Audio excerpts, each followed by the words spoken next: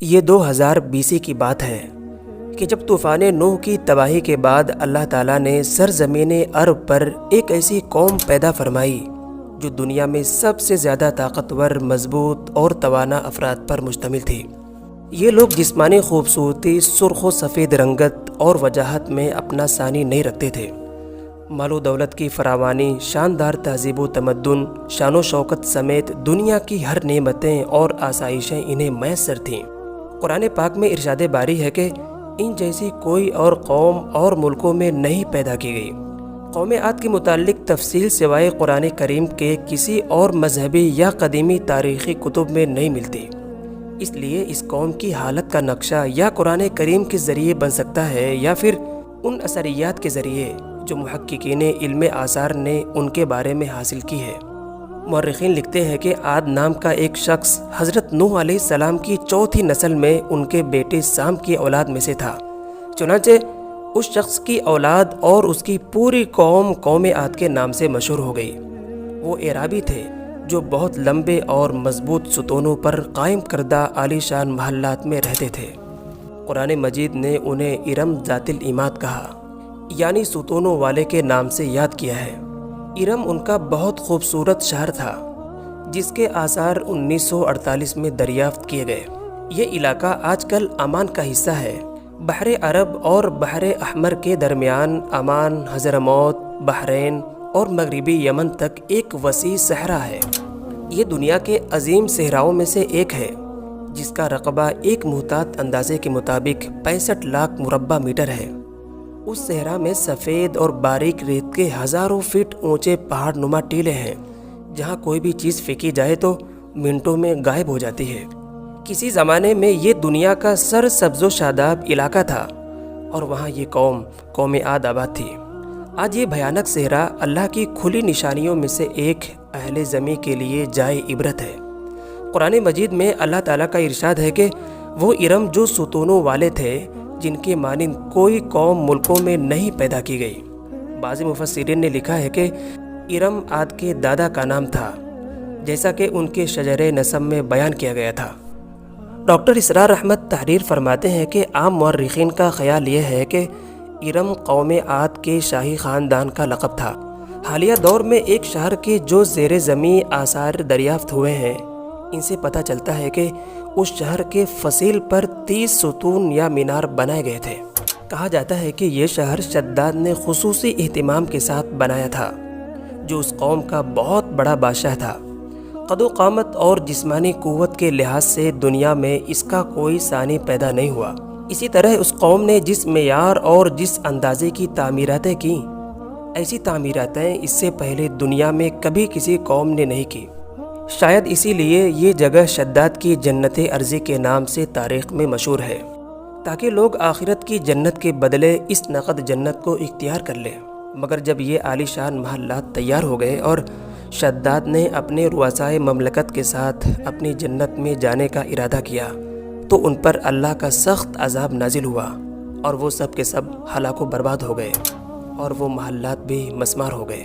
اس اعتبار سے اس آیت میں قوم عاد پر آئی اس خاص عذاب کا ذکر ہے جو شداد بن عاد اور اس کی بنائی ہوئی جنت پر نازل ہوا۔ ایک اور روایت کے مطابق عاد کے بیٹے شداد نے جب جنت کے نام اور خصوصیات سے متعلق سنا تو اس نے زمین پر ایسے ہی جنت بنانے کا ارادہ کیا اور ایک طویل صحرا میں تعمیرات کا کام شروع کر دیا، اور مسلسل 300 برس شب و روز کی محنت کے بعد دنیا میں ایک خوبصورت جنت بنا دی جس میں شاندار محلات تھے اور نہریں اور آبشار بھی۔ شداد کی عمر 900 سال ہو چکی تھی۔ ایک دن اس نے عاد کے لوگوں کو جنت کے دیدار کی دعوت دی۔ وقت مقررہ پر وہ اپنے لوگوں کے ساتھ جنت کی طرف روانہ ہوا۔ ابھی شہر ارم کے عالی شان دروازے کے پاس پہنچا ہی تھا کہ رب ذوالجلال کے عذاب نے آ گھیرا اور یوں شداد اپنی جنت کے ساتھ زندہ زمین میں دفن ہو گیا۔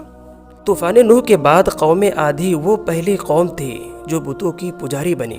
علامہ جلال الدین سیوطی اپنی تفسیر میں تحریر کرتے ہیں کہ قوم عاد نہایت ہی زور آور اور بہادر قوم تھی۔ وہ سب کے سب بت پرست تھے۔ مختلف کتب میں ان کے مختلف بتوں کے نام بیان کیے گئے ہیں۔ کچھ نے بتوں کے نام سبا، ثمود اور صحرا بتائے ہیں۔ مورخین کی رائے کے مطابق ان کے معبود بھی قوم نوح کی طرح پتھر کے 5 بت یعنی ود، سوا، یغوث، یعوق اور نصر تھے۔ کفر و شرک کے سمندر میں غرق قوم عاد کی بدعمالیاں جب اپنی انتہا کو پہنچ گئیں تو اللہ تعالیٰ نے انہی کے قوم کے ایک نیک اور صالح بندے کو ان پر پیغمبر بنا کر مبعوث فرمایا۔ حضرت ہود علیہ السلام قوم عاد کے سب سے معزز شاخ خلود کے ایک خوبصورت اور وجیح شخص تھے۔ حضرت ہود علیہ السلام نے ان سے کہا کہ بھائیو، ایک اللہ کی عبادت کرو، اس کے سوا تمہارا کوئی معبود نہیں ہے۔ قوم عاد کے سرداروں نے جواب دیا کہ تم ہمیں احمق نظر آتے ہو اور تم ہماری نظر میں جھوٹے ہو۔ حضرت ہود علیہ السلام نے کہا کہ میں اللہ کا پیغمبر ہوں اور اللہ کا پیغام تم تک پہنچاتا ہوں۔ کہنے لگے کہ تم ہمارے پاس اس لیے آئے ہو کہ ہم اپنے ان معبودوں کو چھوڑ دیں جنہیں ہمارے باپ دادا پوجتے تھے اور صرف ایک اللہ کی عبادت کریں؟ اگر تم سچے ہو تو تم جس عذاب سے ڈراتے ہو وہ لے آؤ۔ حضرت ہود علیہ السلام مسلسل 50 برس یا اس سے بھی زیادہ واعظ و نصیحت فرماتے رہے۔ کبھی انہیں اللہ کی عطا کردہ نعمتیں یاد دلاتے، کبھی عذاب الہی سے ڈراتے، کبھی طوفان نوح کی ہولناکیوں کا ذکر فرماتے، لیکن وہ غرور و تکبر میں اندھے اور بہرے بنے رہے۔ انہیں اپنی طاقت پر بڑا گھمنڈ تھا۔ ارشاد باری تعالیٰ ہے کہ قوم عاد ناحق ملک میں غرور کرنے لگی اور کہنے لگے کہ ہم سے بڑھ کر قوت میں کوئی نہیں ہے۔ قوم عاد کے 13 خاندان تھے۔ عمان سے لے کر یمن تک ایک طویل علاقے میں ان کی بستیاں تھیں۔ سرسبز و شاداب کھیت کھلیان، پھلوں پھولوں سے لدے ہوئے باغات، میٹھے پانی کی بل کھاتی نہریں، خوبصورت آبشاریں اور تندرست و توانا قوی، مضبوط اور قداور جسامتیں، انہی سب نعمتوں نے انہیں شدید گھمنڈ میں مبتلا کر رکھا تھا۔ حضرت ہود علیہ السلام نے اپنی قوم کو راہ راست پر لانے کے لیے بڑی جدوجہد کی، لیکن قوم عاد آپ کو جادوگر اور سحر زدہ شخص بتانے لگے کہ جنہیں ان کے پتھروں کے خداؤں نے دیوانہ بنا لیا تھا۔ بالآخر وہ لمحہ بھی آ گیا کہ جب حضرت ہود علیہ السلام نے بارگاہ الہی میں دعا کی کہ اے میرے پروردگار، انہوں نے مجھے جھوٹا کہا ہے، اب تو میری مدد کر۔ فرمایا کہ اے نبی، تھوڑے ہی دنوں میں یہ اپنے کیے پر پچھتانے لگیں گے۔ اللہ تعالیٰ نے اپنی نبی کی دعا قبول فرمائی اور قوم عاد پر عذاب کی ابتدا ہوئی۔ بادلوں کے فرشتوں کو حکم ملا کہ اب بارش نہ برسائی جائے۔ چشموں کے فرشتوں کو حکم ملا کہ ان کے چشموں اور آبشاروں کو خشک کر دو۔ دیکھتے ہی دیکھتے شادابی ویرانی میں بدل گئی، مویشی مرنے لگے، پھل اناج ناپید ہو گیا۔ پوری قوم خشک سالی کا شکار ہو کر بدحال اور پریشان ہو گئی۔ یہ سلسلہ مسلسل 3 سال چلتا رہا۔ نبی سے قوم کی یہ پریشانی دیکھی نہ جاتی تھی۔ مسلسل واعظ و نصیحت کرتے اور فرماتے کہ اے میری قوم، اپنے پروردگار سے بخشش مانگو، پھر اس کے آگے توبہ کرو، تم پر آسمان سے رحمتیں نازل فرمائے گا اور تمہاری طاقت و قوت میں اضافہ فرمائے گا۔ کہنے لگے ہود، تم ہمارے پاس کوئی دلیل ظاہر نہیں لائے۔ ہم صرف تمہارے کہنے سے نہ تو اپنے معبودوں کو چھوڑنے والے ہیں اور نہ ہم تم پر ایمان لانے والے ہیں۔ ہم تو یہ سمجھتے ہیں کہ ہمارے کسی معبود نے تمہیں آسیب زدہ کر کے دیوانہ کر دیا ہے۔ اس زمانے میں یہ دستور تھا کہ قوموں کو جب کوئی مشکل آ گھرتی تھی تو بیت اللہ شریف جا کر اللہ کے سامنے آہوزاری کرتے تھے اور ان کی مشکل دفع ہو جاتی۔ یعنی کافر قومیں بھی اس حقیقت کو تسلیم کرتی تھیں کہ اس ارض و سما کا مالک ایک لافانی قوت موجود ہے۔ چنانچہ قوم عاد کے 70 افراد مکہ مکرمہ پہنچے، جہاں معاویہ بن بکر کی حکومت تھی۔ معاویہ کی ماں کا تعلق قوم عاد سے تھا۔ معاویہ نے خوب ان کی آہو بھگت کی۔ وہ لوگ 1 ماہ تک وہاں رہے اور بارش کے لیے دعائیں مانگتے رہے۔ دعا کروانے والے سردار کا نام قیل بن انور تھا۔ اللہ تعالیٰ نے ان پر 3 رنگوں کے بادل بھیجے، سفید، سرخ، سیاہ۔ پھر آسمان سے ندا آئی کہ ان میں سے ایک کو منتخب کر لو۔ قیل نے سیاہ بادل کو پسند کر لیا کیونکہ وہ خوب بارش برسانے والا تھا۔ پھر ندا آئی کہ تو نے ہلاکت اور تباہی کو پسند کر لیا ہے۔ چنانچہ اللہ تعالیٰ نے سیاہ بادلوں کو قوم عاد کی طرف پھانک دیا، جسے دیکھ کر پوری قوم خوشی کے شادیانے بجانے لگے۔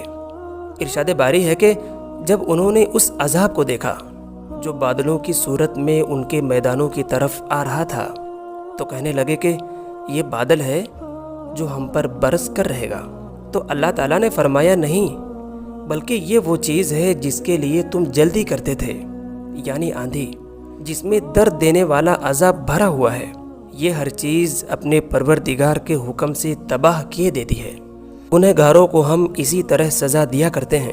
اللہ تعالیٰ نے یہ عذاب 7 رات اور 8 دنوں تک مسلسل جاری رکھا۔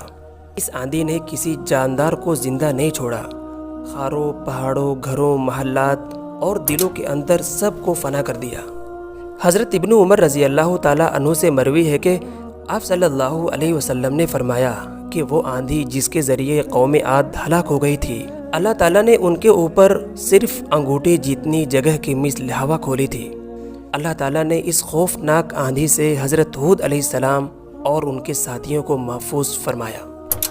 ایک مرتبہ اماں عائشہ رضی اللہ تعالیٰ عنہا نے آپ صلی اللہ علیہ وسلم سے دریافت کیا کہ یا رسول اللہ، لوگ تو بادل کو دیکھ کر خوش ہوتے ہیں کہ بارش ہوگی، لیکن آپ کے چہرے انور پر تشویش کے آثار نظر آتے ہیں۔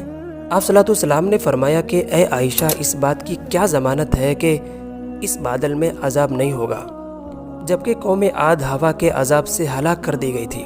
اس قوم نے بھی بادل کو دیکھ کر کہا تھا کہ یہ بادل ہے جو ہم پر بارش برسائے گا۔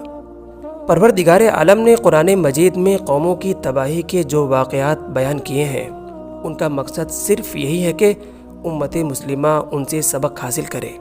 اللہ تعالیٰ نے قوم عاد کو طاقت و قوت، مال و دولت، شان و شوکت سمیت دنیا کی ہر نعمتیں عطا فرمائی تھی، لیکن جب اس قوم نے نافرمانی کی اور اپنے نبی کی بات ماننے سے بار بار انکار کیا تو اللہ تعالیٰ نے اسے نیست و نابود کر دیا۔